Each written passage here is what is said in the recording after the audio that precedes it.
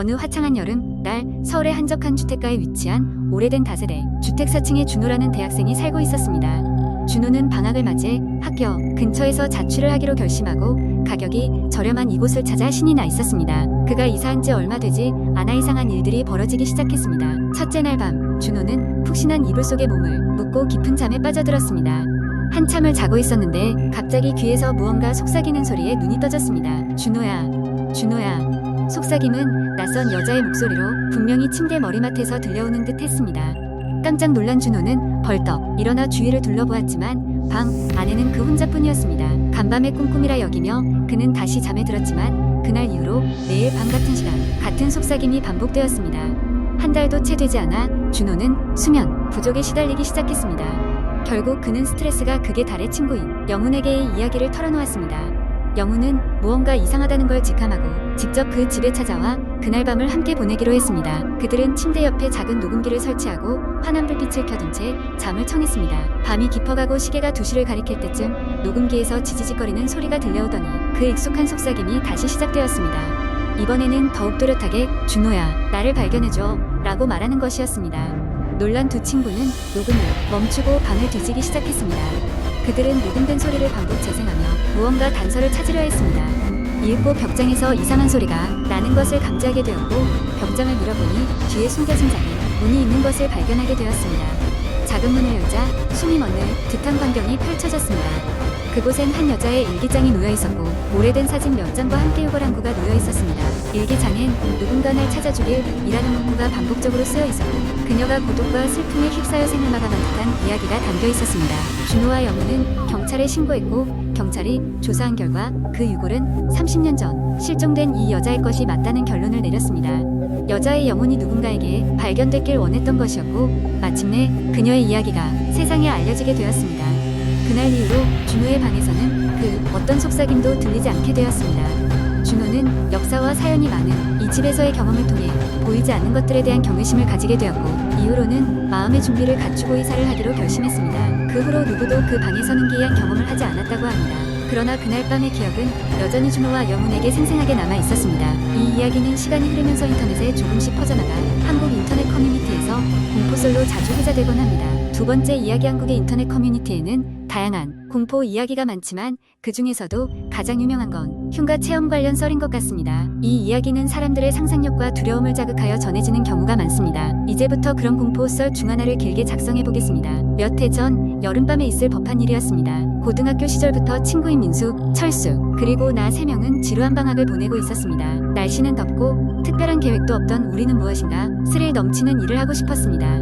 그렇게 우린 흉가 체험을 하기로 마음먹었습니다. 마침 우리 동네에서 멀지 않은 곳에 유명한 흉가가 하나 있었거든요. 흉가에 대한 소문은 꼬리에 꼬리를 물고 이어졌습니다. 원래 그 집은 부유한 가정이 살던 곳이었으나 한밤중에 원인을 알 수 없는 화재가 발생해 가족 모두가 사망했다는 이야기가 전해졌습니다. 그 이후로 그 집은 아무도 살지 않게 되었고 밤마다 이상한 소리가 들린다는 소문이 돌았습니다. 우리는 캠핑 장비를 챙기고 한밤중에 출발하기로 했습니다. 흉가는 도시 외곽, 숲속 깊숙한 곳에 위치해 있었기에 차로 접근하기 어려웠습니다. 우리는 차를 멀리 주차하고 손전등을 들고 숲속으로 걸어 들어갔습니다. 한참을 걸어 도착한 그 집은 더욱 을씨년스러운 모습이었습니다. 달빛 아래서 보이는 그 집은 영화에서나 볼 법한 고딕 양식의 저택이었고 낡아버린 목재와 깨진 창문들이 불길한 느낌을 더했습니다. 입구로 들어서자 녹슨 철문이 귀에 거슬리는 소리를 내며 열렸습니다. 집안은 이미 오래전부터 방치된 듯 먼지와 거미줄이 여기저기 널려 있었습니다. 우리는 대충 자리를 잡고 집 안을 둘러보기로 했습니다. 각자 손전등을 들고 서로의 모습을 확인하며 천천히 거실로 향했습니다. 갑자기 뒤쪽에서 탁 하는 소리가 들렸습니다. 우리는 그 자리에서 멈춰 숨을 죽였습니다. 이내 아무 일도 없다는 듯 다시 조심스레 발걸음을 옮겼지만 모두 긴장한 얼굴을 숨길 수 없었습니다. 그러다 철수가 용기 내어 2층으로 올라가 보자 했습니다. 우리는 계단으로 향했고 삐걱거리는 소리와 함께 위로 올라갔습니다. 2층 복도는 더욱 불길한 기운으로 가득 찼습니다. 벽에는 오래된 가족 사진들이 걸려 있었는데 전부 어딘가 이상하게 흐릿했고 얼굴이 지워진 듯 보이는 사진도 있었습니다. 그 순간 저 끝 방에서 문이 덜컥 열리는 소리가 들렸습니다. 누구 하나 움직일 수가 없었습니다. 시간이 멈춘 듯한 순간이 지나자 서서히 그 방으로 다가갔습니다. 문을 살짝 열고 방 안을 보니 그곳은 아이의 방으로 보였습니다. 장난감들이 흩어져 있었고 침대 위에는 낡은 인형이 놓여 있었습니다. 그런데 갑자기 인형의 눈이 빛났습니다. 여긴 위험해 라는 낮고 어둡게 속삭이는 소리가 들린 듯 했습니다. 이성을 잃은 우리는 곧바로 집을 뛰쳐나와 숲속을 달리기 시작했습니다. 숨이 차올라 어느샌가 정신을 차리고 보니 이미 집에서 꽤나 멀리 벗어난 후였습니다. 모두 그 상황이 믿기지 않았지만 방금의 공포는 결코 잊을 수 없었습니다. 다음 날 우리는 어젯밤의 경험을 서로에게 이야기하며 진짜였는지 꿈이었는지 혼란스러웠습니다. 그 후로도 한동안 우리 중 누구도 그 흉가 근처에 갈 생각조차 하지 못했고 이 오싹한 경험은 절대로 잊지 못할 이야기로 남게 되었습니다. 그 집은 여전히 그 자리에 있지만 그곳을 방문했던 자는 거의 없다고 합니다. 지나가는 사람들이 때때로 들리는 속삭임과 흐릿한 그림자를 보았다는 보고만 있을 뿐입니다. 혹시라도 그 흉가를 찾아가고 싶은 사람이 있다면 반드시 조심해야 할 것입니다. 세 번째 이야기. 어느 날 서울의 한 아파트 단지에서 벌어진 일이다. 이곳은 평범한 가족들과 직장인들이 사는 곳으로 대체로 조용하고 안전한 곳으로 알려져 있었다. 그러나 어느 날을 기점으로 기묘한 사건들이 연달아 일어나기 시작했다. 모든 일은 아파트 13층에 거주하는 한 가족의 신고로 시작되었다. 아이가 밤마다 악몽에 시달리며 귀신 아줌마가 방에 나타난다고 말했다. 부모는 처음에는 아이의 상상력이라 생각했지만 점점 심해지는 아이의 불안 증세에 결국 전문가의 도움을 받기로 했다. 심리 상담사를 만나고 며칠이 지나자 부모는 뜻밖의 이야기를 듣게 되었다. 상담사는 아이가 일관되게 검은 긴 머리에 옷을 입은 여성을 묘사한다고 전했다. 이는 단순한 악몽 이상일 수 있다는 것이었다. 가족은 혹시나 하는 마음에 CCTV를 설치하기로 했다. 며칠 후 CCTV를 확인한 부모는 혼비백산했다. 녹화된 영상에는 매일 밤 2시가 되면 베란다 방향에서 이상한 그림자가 나타났다 사라지는 장면이 찍혀 있었다. 가족은 두려움을 이기지 못하고 경찰에 신고했다. 경찰이 조사에 나섰으나 별다른 단서는 찾을 수 없었다. 다만 그 주변 집들에서도 비슷한 시간대에 이상한 소리를 들었다는 증언이 이어졌다. 아파트 단지의 온라인 커뮤니티에도 비슷한 일들이 보고되기 시작했다. 각 층의 사람들이 밤중에 전혀 들어본 적 없는 여자 목소리를 들었다거나 집안 곳곳에서 사람이 다니는 것 같은 그림자를 보았다는 것이다. 이러한 이야기가 확산되자 아파트 단지는 공포에 휩싸였다. 점점 더 많은 사람들이 그 현상을 목격하게 되었고 일부는 심지어 몸에 알 수 없는 멍 자국이 생겼다고 주장했다. 그 후 몇 주가 지나 아파트 관리사무소는 과거의 사건 기록을 뒤지기 시작했다. 충격적이게도 약 20년 전 이 아파트가 지어지기 전 이 부지에는 오래된 병원이 있었다는 사실이 밝혀졌다. 더욱이 그 병원에서는 미스테리한 사건들이 자주 일어났으며 그중 몇 가지는 아직까지도 미제 사건으로 남아 있었다. 특히 한 간호사가 병원의 옥상에서 투신해 목숨을 끊은 사건이 특히 유명했다는 것이었다. 주민들은 공포에 떨었지만 어떤 해결책도 없는 상황이었다. 그러던 중 한 주민이 무속인을 불러와 구슬하기로 결심했다. 무속인은 집집마다 돌며 의식을 행했지만 귀신의 원한이 여전히 강한 데 상황은 나아지지 않았다. 결국 더 많은 주민들이 아파트를 떠나기로 결정했고 몇몇은 다른 곳으로 이사갔다. 몇 달 후 새로운 주민들이 입주하기 시작했지만 그들은 이미 공포의 이야기를 알고 있었다. 그러나 그들 중 일부는 그러한 이야기를 단순한 루머로 치부하며 삶을 이어갔다. 다행히 최근에는 더 이상 기묘한 사건이 발생하지 않고 있다. 하지만 여전히 밤이 되면 13층 주변은 유난히 조용하고 사람들은 결코 그 층을 홀로 걷지 않는다. 이 이야기는 여전히 해당 아파트 주민들 사이에서 회자되며 누군가는 자신의 경험담을 덧붙이며 끝없는 공포의 썰을 만들어가고 있다. 몇몇 사람들은 그저 우연의 일치일 뿐이라고 하지만 그곳을 지나갈 때면 누구든 모르게 등골이 서늘해지는 기분을 느끼게 된다고 한다. 네 번째 이야기. 나는 서울의 한 오래된 아파트에 살고 있었다. 이 동네는 주택가 골목 안쪽에 위치해 있어 비교적 조용한 편이었다.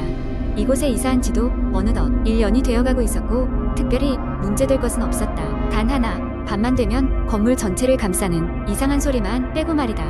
그 소리는 대체로 오후 11시쯤 시작되었다. 바람이 부는 듯한 마치 먼 곳에서 울려 퍼지는 여성의 낮은 신음소리 같았다. 처음에는 어디선가 음악이라도 틀어놓은 것인 줄 알았다.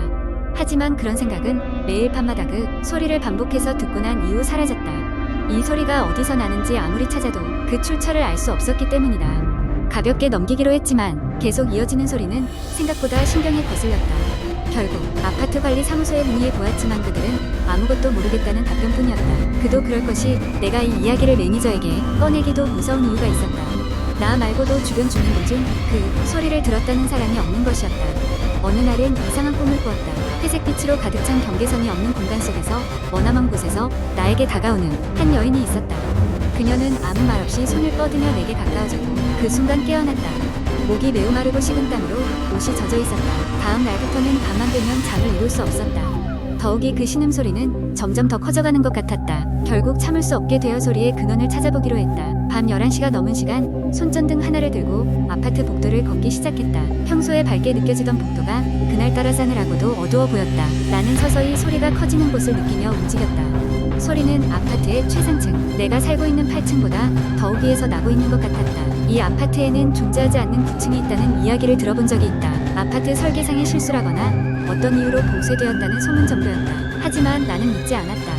호기심에 자극된 나의 발걸음은 결국 8층의 위층 계단으로 향했다. 철제 문이 굳게 닫혀 있었지만 놀랍게도 손잡이를 돌리자마자 열릴 삐걱거리는 소리가 틀림없이 들렸다. 숨이 막힐 듯한 공기가 가득한 그곳은 분명 다락처럼 보였다. 아무도 사용하지 않는 물건들과 먼지가 쌓여있는 시간이 멈춰버린 공간. 그리고 그곳에서 나는 그 소리의 근원을 찾았다. 천장이 아닌 바닥에 사람이 누워있었다.